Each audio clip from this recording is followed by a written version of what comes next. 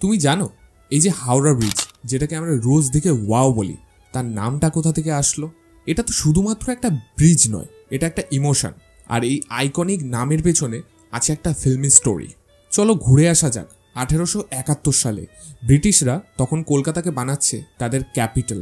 আর হুগলি নদী, যেটাকে আমরা সবাই গঙ্গা নদী বলে ভুল করে থাকি, তার ওই পারে হাওড়া ডিস্ট্রিক্ট, যেটা একদমই ডেভেলপমেন্ট নেই। ব্রিটিশরা ভাবলো উই নিড আ ব্রিজ, নদীর দুই পার কানেক্ট করতে হবে। সেইভাবে শুরু হলো একটা প্রজেক্ট, নাম ছিল নিউ হাওড়া ব্রিজ প্রজেক্ট। কিন্তু মজার ব্যাপার হলো হাওড়া নামটা তো আসছে নদীর ওই পারের জায়গাটা থেকেই। তখন বেসিক্যালি গঙ্গা মানে হুগলি নদীর এই পাশে ছিল কলকাতা, আর ওই পারে ছিল ছোট্ট একটা গ্রাম যার নাম হচ্ছে হাওড়া বা হাওড়। ব্রিটিশরা তাদের হাইফাই অ্যাকসেন্টে বলতো হাওড়া। ধীরে ধীরে ওটাই অফিসিয়ালি হয়ে গেল হাওড়া।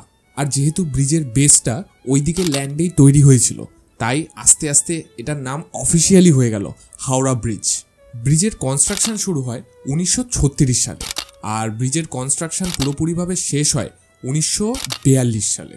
এই ব্রিজটা বেসিক্যালি তৈরি হয়েছে একটাও নাটবোল্ট ছাড়া, শুধুমাত্র রিবেট দিয়ে।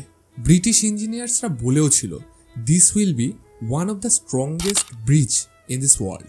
আর দে ওয়ার রাইট।